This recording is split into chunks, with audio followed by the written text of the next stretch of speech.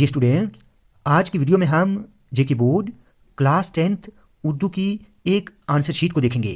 उर्दू के पेपर में आपने किस तरह लिखना है, कैसे सवालात को प्रेजेंट करना है, सब कुछ आज की वीडियो में हम डिटेल से समझेंगे।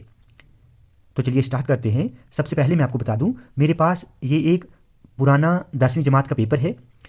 इस पेपर के जितने भी सवालात हैं उनको इस आंसर शीट पर लिखा गया है। आप देखें, एग्ज़ाम में आपको बिल्कुल ऐसे ही जवाबात लिखने हैं। तो पहला सवाल, जैसा कि आप जानते हैं, एक इबारत की शक्ल में होगा। इस इबारत के आखिर पर 5 खाली जगहें होंगी और इन फिलअप्स को आपने मुनासिब अल्फाज से भरना है। ठीक है, तो देखिए, पहले सवाल में आपने आंसर शीट पर क्या लिखना है, हिस्सा अलिफ जवाब 1। ठीक है, तो 5 फिलअप्स जो हैं आपने उनकी स्टेटमेंट्स नहीं लिखनी है, ना ही आपको इबारत लिखनी है। डायरेक्ट आप आंसर लिखेंगे क्योंकि आपके पास टाइम कम होता है। क्लियर। दूसरे सवाल में आपको एक शेरी बंद पूछा जाता है। जैसे यहाँ पर पूछा गया है, ये शेरी बंद, ये किरदार तेरा न क्यों दिल को भाए। ये बंद लिया गया है नात से, और इस नात के आखिर पर यहाँ पर कुछ मारूजी सवालात हैं और इन सवालात में से सही जवाब का आपको इंतखाब करना है। तो यहाँ पर भी आप बिल्कुल ऐसे ही लिखेंगे। जवाब 2, देखिए 1 2 3 1 2 1 2 3 4 और 5। ठीक है, तो यहाँ पर सीधा जवाब जो है वो लिखे गए हैं, तो आपने बिल्कुल ऐसे ही लिखना है। उसके बाद तीसरे सवाल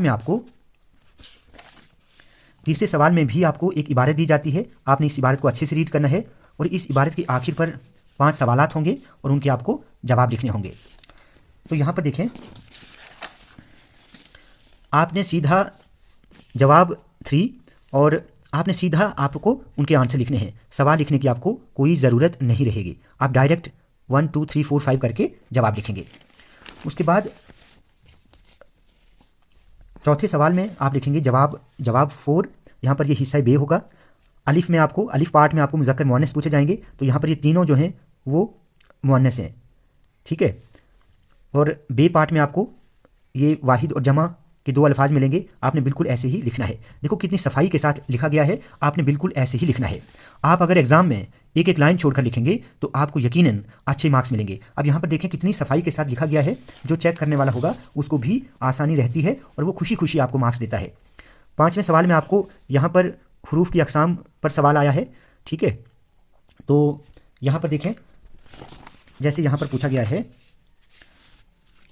दिए गए हरूफ में से 2 की तारीफ लिखिए, हरूफ निदा तासीफ और हरूफ ताकीद। तो यहाँ पर आपने क्या करना है, जो भी आपको 2 आते होंगे आपने वो लिखने हैं। जैसे यहाँ पर लिखा है अलिफ पार्ट और उसके बाद तीसरा, यानी आपको तीसरा पार्ट आता है तो आप तीसरा लिखेंगे। ठीक है, आपने बिल्कुल ऐसे ही लिखना है। आपने मिसालें 1-2 ही लिखनी है, ज़्यादा नहीं लिखेंगे। जैसे तमाम बिल्कुल है, यहाँ पर ओ अजी अरे। ठीक है, उसके बाद जवाब 6 में आप जो हिदायत के मुताबिक जवाब होंगे, डायरेक्ट आप अलिफ और उसका जो सही जवाब होगा वो लिखेंगे। बे पार्ट का जो सही जवाब होगा आप बिल्कुल ऐसे ही लिखेंगे। उसके बाद मुहावरे हैं, तो मुहावरे देखो, क्योंकि मुहावरे आपको एग्ज़ाम में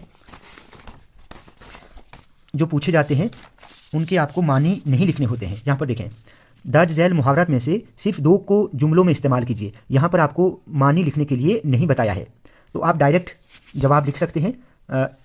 मतलब आप मानी नहीं लिखेंगे तो भी चलेगा।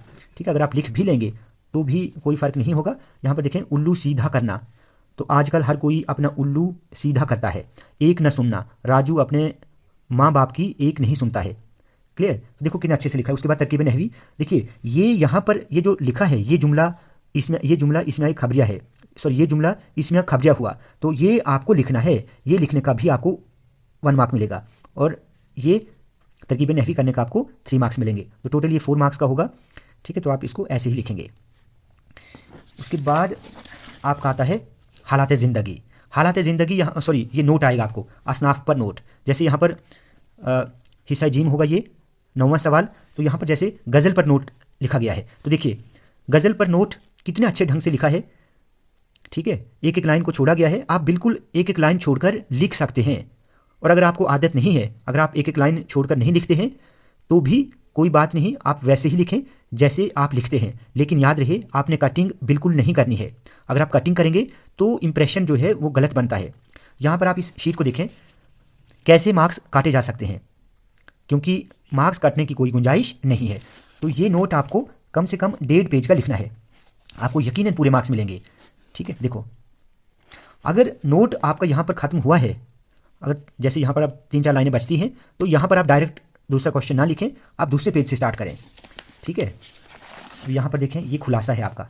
खुलासा, ये 10वां सवाल होगा, जवाब 10। खुलासा, जैसे खुशामद का खुलासा लिखा गया है। स्टूडेंट्स याद रहिए, खुलासा आपको पूरा लिखना है। खुलासे की कोई लिमिट नहीं है कि आप 50 अल्फाज का लिखें या 60 अल्फाज का, क्योंकि स्टोरी जितनी होगी, जितनी समरी बनेगी, आपको उतना ही लिखना है। देखिए यहाँ पर देखो कितने अच्छे से लिखा गया है। उसके बाद तशरी, जवाब 11 तशरी है। ये मीर तकी मीर के शेर की तशरी की गई है। देखो कितने अच्छे से लिखा है। ये शेर मीर तकी मीर की गज़ल से लिया गया है। इस शेर में शायर फरमाते हैं, ठीक है, जो भी शेर पूछा गया हो तो उसकी आपने तशरी ऐसे लिखनी है। उसके बाद बाकी अशार की तशरी भी आप ऐसे ही करेंगे। देखें, ये जो शायर का नाम है, ये लिखना बहुत ज़रूरी होता है, और स्पेशली शायर जैसे गालिब है, मीर है, आतिश है, और इनके ऊपर ये जो तखल्लुस होता है, ये आपको लगाना ज़रूरी होता है। ठीक है, इससे शायर की पहचान होती है। तो आप बिल्कुल ऐसे ही तशरी करेंगे।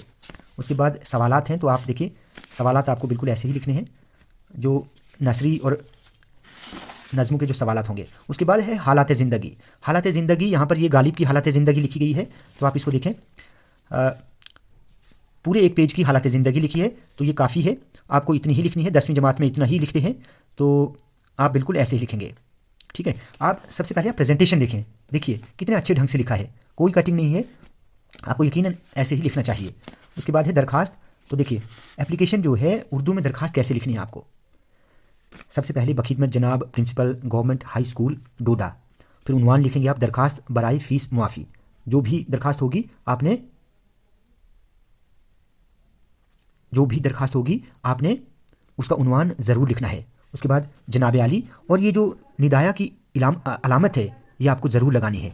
ठीक है, उसके बाद यहाँ पर आपने एक पैराग्राफ बनाना है, और नीचे यहाँ पर देखिए जो तारीख जिस दिन आप एग्ज़ाम में जाएंगे, जिस दिन उर्दू का पेपर होगा, आपको वही तारीख आपको यहाँ पर लिखनी है। और आप तारीख बिल्कुल ऐसे ही लिखेंगे। मान लो अगर 20 फरवरी को आपका पेपर है, तो यहाँ पर लिखेंगे 20 फरवरी 2025 ईस्वी। ठीक है, उसके बाद अर्ज़ न्याज़मंद, आप अपना नाम नहीं लिखेंगे, बल्कि अलिफ बे जीम लिखेंगे। क्लियर। अगर जो बच्चे ख़त लिखना चाहते हैं, बहुत सारे बच्चे बता रहे थे कि ख़त का फॉर्मेट बताएं, तो यहाँ पर देखिए सबसे पहले आपको क्या लिखना है। सबसे पहले लिखना है इम्तिहान हॉल या कमरा इम्तिहान। उसके बाद डेट लिखेंगे, 20 फरवरी 2025 आपका पेपर होगा, तो आप बिल्कुल ऐसे ही डेट लिखेंगे। उसके बाद अगर आप अपने छोटे भाई को ख़त लिख रहे हैं, तो आप लिख सकते हैं प्यारे असलम, या जो भी आप नाम लिखना चाहते हैं, क्योंकि वो आपसे छोटा है, तो आप यहाँ पर उसको दुआएं दे सकते हैं। अगर आपसे बड़ा हो तो आप उसको सलाम व आदाब भी यहाँ पर लिख सकते हैं।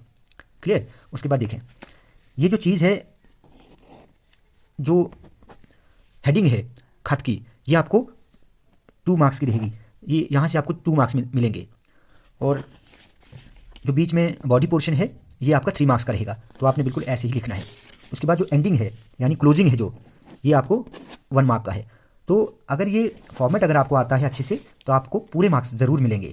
स्टूडेंट्स याद रहिए, जब भी आप एग्ज़ाम में ख़त लिखेंगे, तो वो आप नए पेज से ही लिखेंगे। ठीक है, जैसे यहाँ से नए पेज से लिखा गया है, तो आप बिल्कुल नए पेज से ही लिखेंगे। जैसे यहाँ पर मान लो आपका कोई सवाल यहाँ पर ख़त्म हुआ है, तो यहाँ से आप ख़त स्टार्ट कभी नहीं करना। आप ख़त या एप्लीकेशन हमेशा नए पेज से लिखेंगे, जैसे यहाँ पर नए पेज से ये लिखा गया है। उसके बाद आपको अगर टाइम बचा, ठीक है, तो आपने जो मजमून लिखना है, वो कम से कम 2 पेजेस का लिखना है, जैसे यहाँ पर लिखा गया है। देखिए, जैसे ये इल्म के फ़ायदे है, इल्म के फ़वाइद, तो आपको देखिए कैसे लिखना है। कम से कम आपको 2 पेजेस का होना चाहिए, क्योंकि आपको मजमून 150 से 200 अल्फाज का लिखना है। क्लियर। तो देखिए कितनी सफाई के साथ लिखा है। आप एग्ज़ाम में बिल्कुल ऐसे ही ज़रूर लिखें। एक बार फिर से बता देता हूँ, अगर आप एक एक लाइन छोड़कर लिखेंगे, तो आपको यकीनन पूरे मार्क्स मिलेंगे। ये बहुत सारे स्टूडेंट्स के माइंड में मिसअंडरस्टैंडिंग है कि अगर हम एक एक लाइन छोड़कर लिखें तो मार्क्स नहीं मिलेंगे। ऐसा नहीं होता है। ठीक है, हमने तो भाई ऐसे ही लिखा है, और आज तक पूरे मार्क्स मिले हैं उर्दू में, तो आप भी ऐसे ही लिखेंगे। और जो बच्चे लाइन छोड़कर नहीं लिखेंगे, तो भी अपना अपना तरीका है। कुछ बच्चे लाइन छोड़कर नहीं लिखते हैं, वो वैसे ही लिखें। कोई ज़ोर ज़बरदस्ती नहीं है, लेकिन बस आपने क्या ख्याल रखना है, आपने सफाई का ध्यान रखना है, आपने कटिंग वगैरह नहीं करनी है। स्टूडेंट्स, आज की वीडियो आपको अच्छी लगी हो तो इस वीडियो को ज़्यादा से ज़्यादा लाइक और शेयर करें, ताकि सभी बच्चे जो हैं वो इस आज की वीडियो से इस्तिफ़ादा ले सकें।